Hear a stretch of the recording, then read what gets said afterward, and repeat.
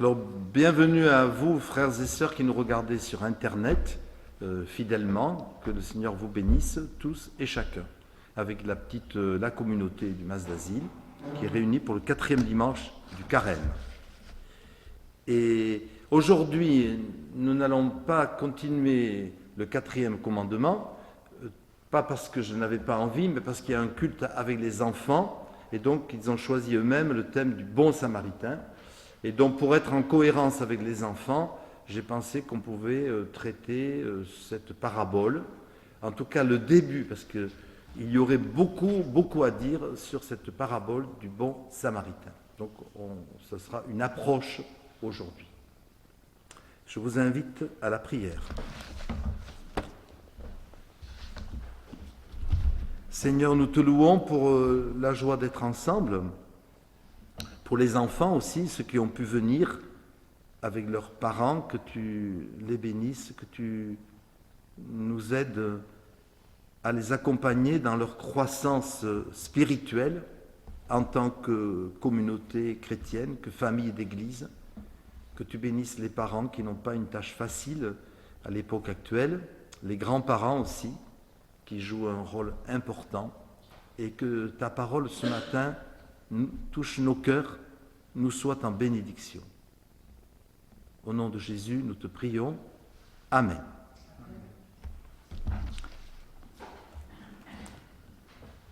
Alors, Luc, chapitre 10, versets 25 à 37, une parabole très connue. Un docteur de la loi, légiste, se leva et vint dire à Jésus pour l'éprouver. « Maître, que dois-je faire pour hériter de la vie éternelle ?» Jésus lui dit, « Qu'est-il écrit dans la loi? Qui lis-tu » Il répondit, « Tu aimeras le Seigneur ton Dieu de tout ton cœur, de toute ton âme, de toute ta force et de toute ta pensée, et ton prochain comme toi-même. » « Tu as bien répondu, lui dit Jésus, fais cela et tu vivras. » Mais lui, voulant se justifier, dit à Jésus, « Et qui est mon prochain ?» Jésus reprit la parole et dit, « Il y avait un homme qui descendait de Jérusalem à Jéricho. Il tomba au milieu des brigands qui le dépouillèrent, le chargèrent de coups et s'en allèrent, le laissant à demi-mort.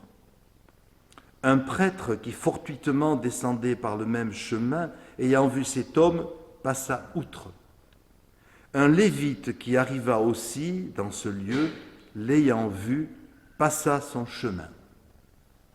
Mais un Samaritain qui voyageait, étant venu là, fut ému de compassion quand il le vit. Il s'approcha, banda ses plaies, en y versant de l'huile et du vin, puis il le mit sur sa propre monture, le conduisit à une hôtellerie et prit soin de lui. Le lendemain, il tira 2 deniers de sa poche, les donna à l'hôte, et il dit, « Prends soin de lui, et ce que tu dépenseras en plus, je te le rendrai à mon retour. » Lequel de ces 3 te semble avoir été le prochain de celui qui était tombé au milieu des brigands? C'est celui qui a exercé la miséricorde envers lui, répondit le docteur de la loi. Et Jésus lui dit, « Va, et toi, fais de même. » Voici donc cette célèbre parabole que seul l'évangéliste Luc nous rapporte. Il y a comme ça des particularités selon les évangiles.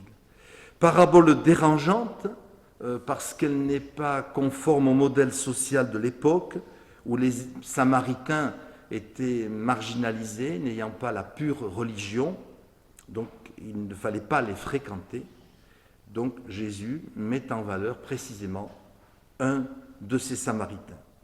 Cela nous permettra de parler d'amour.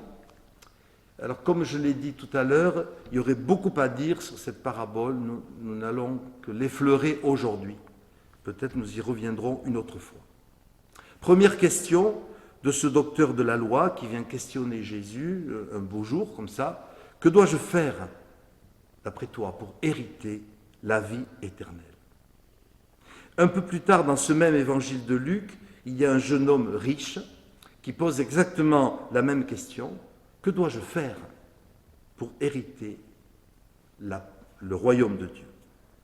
Et cette interrogation taraude les croyants israélites à l'époque de Jésus. Et c'est une question tout à fait normale, tout à fait légitime. Encore aujourd'hui, dans certains milieux traditionalistes, j'ai remarqué que certains prédicateurs disent « Voilà comment vous pouvez faire votre salut ». Dimanche dernier, pour illustrer le 3e commandement, j'avais lu ce passage de Matthieu où Jésus dit effectivement « Ce ne sont pas ceux qui disent « Seigneur, Seigneur » qui entreront dans le royaume des cieux, mais seulement ceux qui font la volonté de mon Père qui est dans les cieux. » Donc Jésus a l'air, dans ce passage, de donner raison finalement à ceux qui disent qu'il faut faire son salut. Alors bien sûr, vous réagissez, car notre culture, et vous avez raison, notre culture protestante nous a appris que le salut ne se fait pas, mais qu'il se reçoit. Ça ne marche pas à coup d'œuvres, de bonnes œuvres, mais c'est un don reçu gratuitement. Alors il y a quand même un paradoxe entre faire son salut et le recevoir. Et si on avait été à l'époque, on aurait aimé souffler à Jésus qu'il réponde au docteur de la loi, « Non, tu te trompes, le salut n'est pas dans le faire, mais dans l'être, non dans les œuvres, mais dans la grâce. » Ce n'est pas ce que dit Jésus. Alors, il ne faut pas se tromper de débat. Et là, je crois que c'est un point important, nous serons tous d'accord, je pense. En réalité, la foi et les œuvres sont inséparables. Mais, et là, nous réaffirmons ce que dit l'Écriture, la grâce est toujours première, évidemment. Ce ne sont pas les œuvres qui nous sauvent, donc ce n'est pas l'œuvre du Samaritain qui va le sauver, mais uniquement la grâce libre de Dieu. Toutefois, et c'est là qu'il faut rétablir l'équilibre, la grâce première de Dieu produit la foi, c'est-à-dire la confiance. C'est parce que Dieu touche mon cœur que je lui fais confiance, parce qu'il m'aime le premier. Or, la foi produit automatiquement des œuvres, évidemment. Un croyant qui prétendrait avoir la foi, comme le prêtre et le lévite qui marchent devant l'homme blessé, ou peut-être mort, ils ne savent pas, eh bien, un croyant, fût-il prêtre, qui prétend avoir la foi et qui ne produit pas d'œuvre, montre par là même qu'il n'a pas véritablement la foi qui sauve. Au fond, les œuvres sont des témoins de notre foi, même si ce ne sont pas elles qui font le salut. Et ça, le spécialiste de la loi qui ce jour-là vient interroger Jésus, il le sait très bien. Mais peut-être veut-il, d'ailleurs on dit, pour tromper, pour le mettre à l'épreuve, il lui posa cette question. Il veut sans doute tester Jésus pour connaître son degré de connaissance, pour savoir s'il dit la même chose. Donc, la foi et les œuvres. Et sur ce point, Jésus donc ne va pas le contredire, mais il va l'amener plus loin, plus en profondeur, au-delà de la loi, parce que c'est ça, bien sûr, la différence. Jésus se situe dans le domaine de la grâce, le docteur juif se situe dans le domaine de la loi. Et habilement, Jésus va le pousser dans ses retranchements. Il est légiste, il connaît presque par cœur la Torah, il a étudié, il continue à étudier. Et Jésus, de manière pédagogique, ne répond pas à sa question. Il lui demande, donc je vous rappelle la question, que faut-il faire pour hériter la vie éternelle? Jésus, comme très souvent, ne va pas répondre directement à cette question. Et il va le pousser, lui, à donner la réponse. Et effectivement, Jésus donc lui dit « Et qu'est-ce que tu lis, toi? Réfléchis. Et en bon élève, que ce docteur de la loi se transforme en bon élève, il dit, dans la loi, eh bien oui, il est écrit qu'il faut aimer Dieu de tout son cœur et son prochain comme soi-même. Et bravo, lui dit Jésus. Voilà, fais ça et tu vivras. Et vous voyez, l'histoire aurait pu s'arrêter là. Tu as bien répondu. Voilà. Mais il se trouve que notre personnage veut prolonger le dialogue et dit, oui, mais qui est mon prochain? Aimer le prochain, mais c'est qui le prochain? Alors Jésus, ça lui donne l'occasion de donner une des plus belles paraboles que nous avons dans l'Évangile. Alors le maître de la loi vient de dire qu'il faut donc aimer son prochain.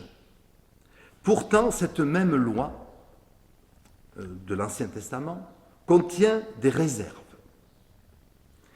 La loi interdit, par exemple, ou met en garde contre le contact avec le sang humain. Et c'est pas formellement interdit, parce qu'il fallait bien soigner les gens blessés. Mais enfin, le sang, dans certaines circonstances, était considéré comme impur. Donc, vous voyez, la loi d'un côté, elle dit qu'il faut aimer le prochain, de l'autre, elle dit qu'il faut faire attention au contact avec le sang. Et néanmoins, la loi dit aussi qu'il est interdit de toucher un mort, surtout quand on est prêtre. Les prêtres n'avaient pas le droit du contact avec les morts. Or, justement, c'est un prêtre et un lévite, c'est un cousin du prêtre, on va dire, qui descendent. Or, voilà ce qui se passe. Ce pauvre homme qu'on voit gisant comme ça au bord du chemin, couvert de sang parce qu'il s'est fait agresser, peut-être est-il déjà mort. Et donc, ça c'est plusieurs commentateurs qui le pensent. Et donc finalement, le prêtre qui passe, il dit « Ah non, il est mort, ça va moi qui suis prêtre, je n'ai pas le droit. » C'est marqué dans la loi, effectivement. Donc, je le laisse. Et voilà comment, au nom de la loi, on peut passer à côté de l'amour. Parce qu'on suit un règlement à la lettre, et finalement, on devient incapable d'imagination, d'initiative. Et alors, je me suis plu à imaginer le scénario suivant. Donc ce prêtre et ce lévite, après qui passe, qui ne touche pas à ce type qu'il pense être peut-être mort, je me suis dit que le soir, vous savez, en général, le soir, quand on se couche, on fait un peu un examen de conscience, un bilan de sa journée. D'ailleurs, c'est sain pour l'esprit. On lave son cerveau, son esprit, de ce qui s'est passé pendant la journée. On devrait le faire, en tout cas, et dans un esprit de prière. Alors j'ai imaginé que ce brave prêtre, ce lévite, le soir, avant de s'endormir, ils ont quand même vu cet homme au bord du chemin et que leur conscience les a travaillés. Et qu'ils se sont peut-être dit, ouais, c'est vrai que tout à l'heure, j'ai vu un homme par terre au bord du chemin. J'ai voulu me persuader qu'il était mort. Comme ça, j'avais un prétexte pour ne pas m'approcher de lui. Oui, mais peut-être était-il seulement blessé. Et dans ce cas-là, je suis complice, parce que je ne lui ai pas porté secours. J'aurais peut-être pu le sauver. Et peut-être qu'à cause de moi, il est mort et que toute une famille est dans le chagrin. Et j'imagine que du coup, ces deux, le prêtre et le lévite, se disent, dans le meilleur des cas, et pourtant on a obéi à la loi, on a obéi au commandement, qu'il ne fallait pas toucher un mort quand on est prêtre. Mais, est-ce qu'il n'y a pas quand même un autre commandement qui dit « Tu aimeras ton prochain comme toi-même » et qu'ils se disent « Et si c'est moi qui avais été au bord du chemin, est-ce que je n'aurais pas aimé que quelqu'un vienne à mon secours ?» Et vous voyez, frères et sœurs, comment les choses peuvent tourner. Finalement, quand on est sincère, quand on est droit dans sa conscience, dans son cœur, on comprend que la Bible doit être interprétée. Et on ne peut pas opposer un règlement contre un commandement. Il y a un espace où nous sommes libres, finalement, d'interpréter, où nous devons faire un choix entre deux règlements. Et ce choix, eh bien, c'est quoi? C'est le choix de l'amour, tout simplement. Et c'est bien ce que Jésus est venu prêcher. Et que le légiste n'avait pas tout à fait intégré. Certes, il dit tu aimeras Dieu, il sait ça par cœur, tu aimeras ton prochain comme toi-même, mais dans son cœur, il n'était pas tout à fait libre, ni lui ni le lévite, pour aimer. Et c'est quand même, je vais y revenir, un comble, que ce soit un hérétique, un samaritain, un étranger, plus ou moins étranger, puisqu'ils sont voisins quand même, mais c'est quand même lui qui donne une leçon d'amour, donc de vraie interprétation de la Torah.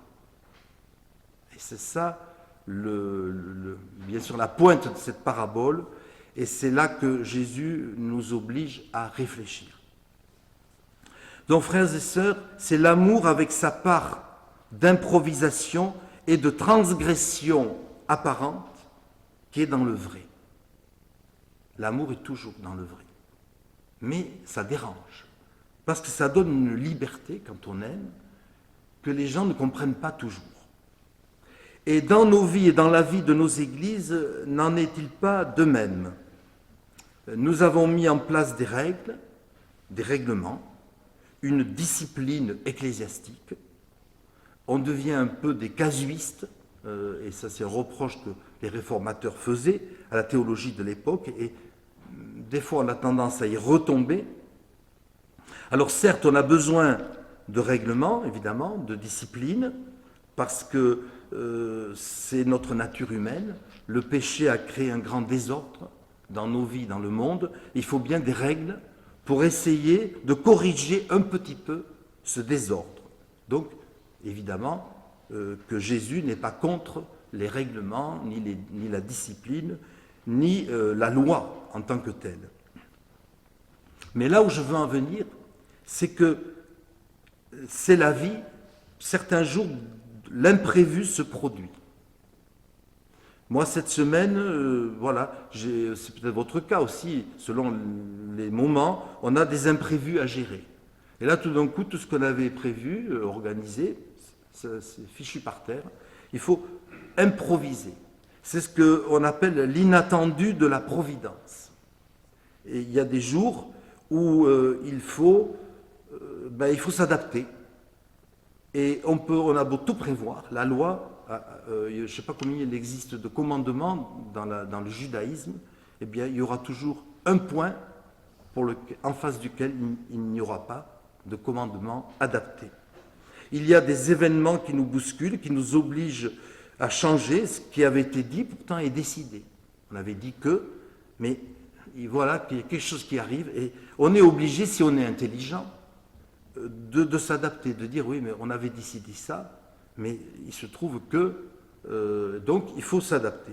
Et c'est ça la vraie vie, me semble-t-il, qui bouscule nos habitudes, qui nous oblige à transgresser tel point du règlement que pourtant nous avions promis de ne pas toucher.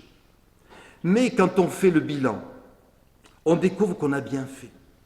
Parce que ce jour-là, le jour où on a décidé de relativiser une règle, eh bien ce jour-là, la réalité, la vraie réalité, et pas le fantasme, était à droite au lieu d'être à gauche, ou le contraire. Donc on a fait finalement que s'adapter à la réalité. Et le fanatisme vient souvent du fait de gens qui ne veulent pas s'adapter à la réalité, qui se sont construits un monde parfait, idéal, et qui finalement, ça ne marche pas. Parce que ce n'est pas Dieu, ça. Dieu ne se laisse pas enfermer ni dans des règlements, ni dans une loi, strictement, même s'il ne réprouve pas la loi, bien évidemment. Alors vous voyez, frères et sœurs, je ne veux pas être trop long, on vit cela constamment dans nos familles et dans l'Église. On est obligé de s'adapter. Et ce n'est pas parce qu'on s'adapte qu'on se renie. Dans les familles, par exemple, il y a tel anniversaire qui ne peut pas se fêter le jour même. Parce que si on le fête ce jour-là, au milieu de la semaine, par exemple, il manquera le parrain, la marraine, il manquera des copains. Et finalement, on décide, on le fêtera le week-end prochain. Et c'est une sage décision, tout le monde peut le comprendre. Mais si les parents s'acharner à dire non, c'est tel jour ton anniversaire et on sort pas de là, eh bien, on raterait beaucoup d'occasions. Et c'est pareil dans nos vies quotidiennes, il y a des choix qu'on est obligé de faire dans les ménages, par exemple, dans les familles. On fait des choix parce que la vie nous y pousse. C'est pareil dans l'Église. Alors, nous sommes obligés des fois de faire des choix parce que les circonstances nous y poussent. Je ne prendrai qu'un exemple. Récemment, il y a eu une réunion de nos 3 conseils presbytéraux, de notre secteur, et nous avons pris ce jour-là la liberté de changer une date de culte, de dire, ben oui, on avait décidé que c'était tel jour, ben non, finalement on change, parce que un autre jour correspond mieux, on s'en est aperçu, et c'est ça la vie.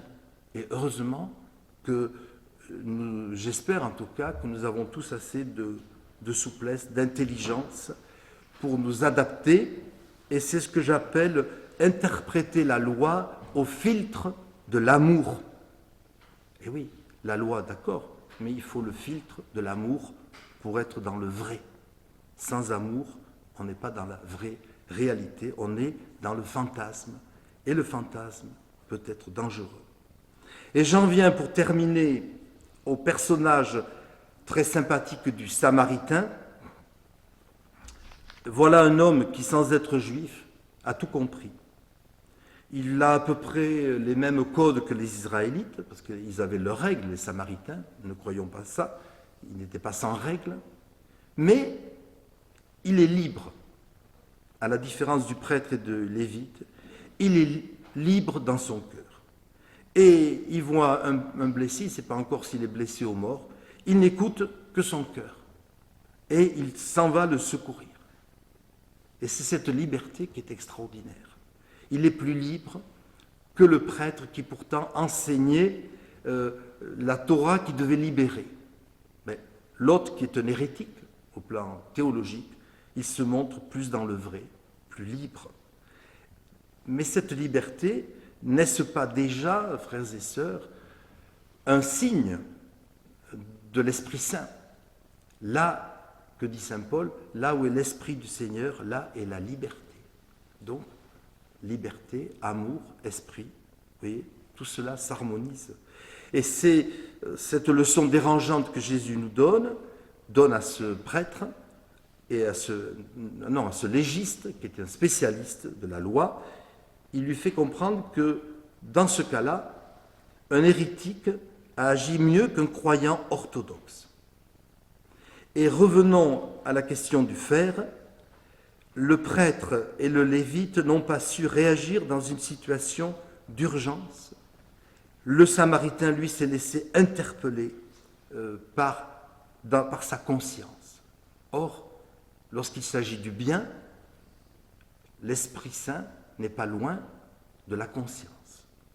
Donc, voilà l'exemple que Jésus donne, d'un air de dire à ce spécialiste de la loi, eh bien, toi aussi, tu connais la loi, mais maintenant il te manque la liberté.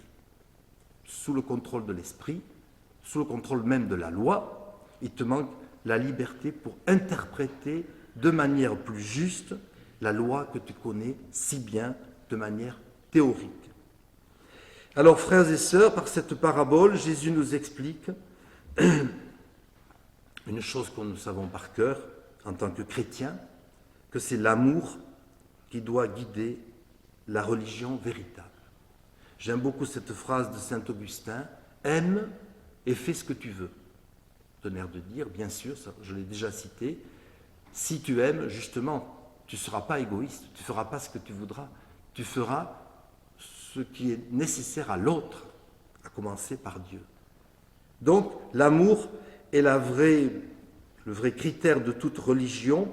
Donc ce n'est pas un diplôme de théologie, ni un titre ecclésiastique, ni une orthodoxie à toute épreuve, la vraie religion, mais c'est la mise en pratique de l'amour évangélique.